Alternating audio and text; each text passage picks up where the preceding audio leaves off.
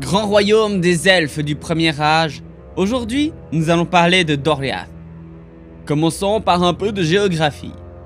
Doriath était un royaume de forêts autour du grand fleuve Sirion, composé des forêts de Neldoreth, également Taona Neldor, la forêt des êtres du nord, de Nivrim, également Marche de l'Ouest, une forêt de chêne, et de Region. En outre, les forêts de Brethil et de Nan Elmoth faisaient partie de Doriath, mais ces deux dernières se trouvaient en dehors de l'anneau de Melian. Ne vous inquiétez pas, on reviendra plus tard sur l'anneau de Melian. Avant la fondation du royaume, lors de la Grande Marche, les Noldor s'installèrent dans les forêts de Neldoreth et de Region, qui s'appelleront plus tard Doriath. Sur leur route vers l'ouest, à cette époque, les Teleri étaient encore en Beleriand oriental. Leur chef, Elwë, se rendait souvent dans les forêts pour chercher l'un de ses amis, Finwë, qui deviendra plus tard grand roi des Noldor. Lors de l'un de ses voyages, Elwë s'est perdu vers Nan Elmoth.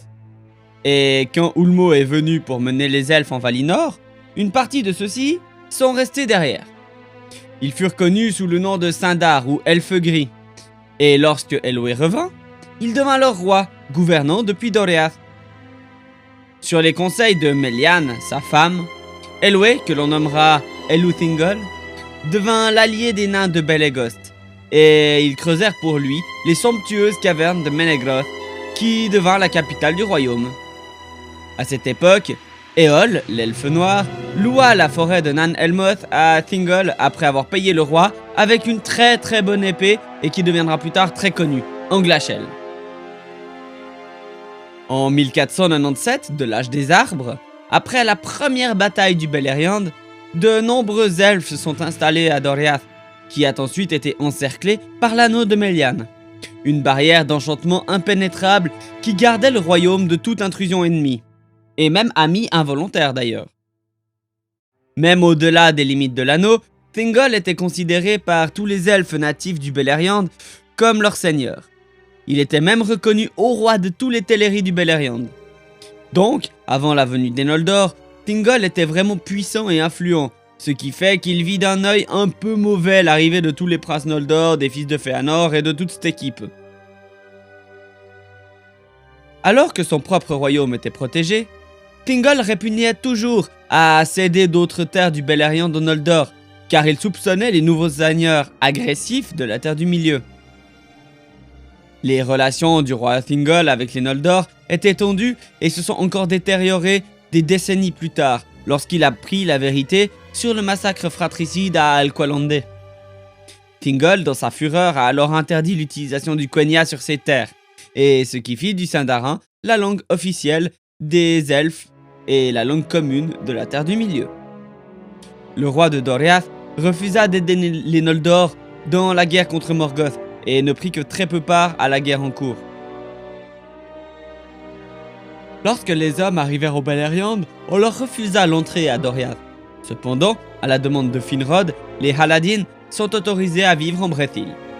Donc, comme j'en ai parlé avant, la forêt qui borde Doriath. Beren, le fils de Barahir, et seigneur de la maison de Beor, traversa l'anneau comme l'avait prédit Melian et arriva à Neldoreth. Là, la fille de Thingol, Luthien, tomba amoureuse de lui. Après la quête du Silmaril, le loup Carcharoth perça également l'anneau. Mais Thingol, Beren et les capitaines de Thingol, Beleg et Mablung, chassèrent et tuèrent la bête. Si vous voulez plus d'informations, je vous conseille mon épisode sur Beren et Luthien. Plus tard, Túrin fut envoyé à Doriath, où il vécut jusqu'à sa majorité, puis prit la fuite, comme je l'explique dans mon épisode qui lui est dédié.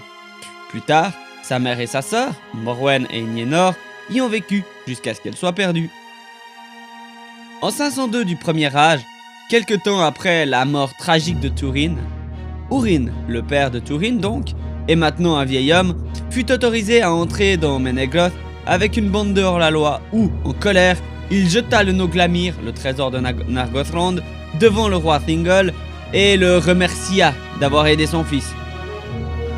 Les hors-la-loi, qui tentèrent de reprendre l'or, mais furent tués par les gardes de Thingol, en furent furieux. Melian finit par percer la folie et le chagrin de Húrin. Honteux de ses actes, il quitta Menegroth comme un homme brisé, et elle a retrouvé la tombe de Túrin.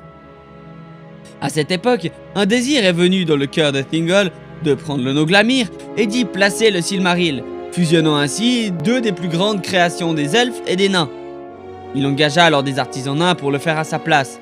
Mais lorsque les nains eurent terminé, ils étaient devenus obsédés par le Noglamir et le demandèrent comme paiement pour leur travail. Cela a rendu Thingol furieux, car il réalisa que les nains convoitaient le Silmaril. Les nains furent irrités par ces paroles sévères et le tuèrent. Cela conduisit au sac de Menegroth en l'an 503 et à la destruction de Doriath qui dispersa son peuple. En 503, toujours, Doriath fut brièvement restauré sous la direction de Dior Eluhil, fils de Beren et Luthien.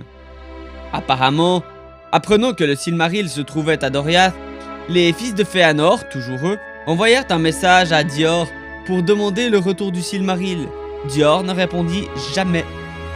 Ainsi, en l'an 506, Dior est attaqué et tué par les fils de Fëanor, ainsi que leurs partisans. Ils attaquent Doriath par surprise en plein hiver, et combattent avec Dior dans les 1000 cavernes. C'est le deuxième massacre d'elfes par des elfes. Dans cette bataille, Dior a tué Celegorm, Curufin et Caranthir sont également tombés. Dior a également été tué avec sa femme Nimloth. Elured et Elurin, les fils de Dior, furent saisis et emmenés dans la forêt, et laissés à la famine par les cruels serviteurs de Celegorm. Maedhros se repentit de cet acte de vengeance et de cruauté envers les enfants, et il les chercha longuement dans les bois, mais sa recherche fut vaine, et le sort des fils de Dior n'est pas connu. En 1507, Doriath fut totalement détruit à la suite du second massacre fratricide, une bien triste fin pour un royaume si prospère. Voilà qui termine cet épisode. S'il vous a plu, vous pouvez vous abonner, lâcher un like et surtout partager mon travail. C'est comme ça que je pourrai recevoir encore plus de personnes qui aiment peut-être ce que je fais. Pour m'aider, c'est sur Utip et Tipeee que ça se passe. Alors, merci à ceux qui prendront un peu de leur temps. Et n'oubliez pas qu'on reviendra sur l'épisode mercredi à 20 h sur Twitch. Et d'ici là, je vous dis à bientôt en Terre du Milieu. Ciao!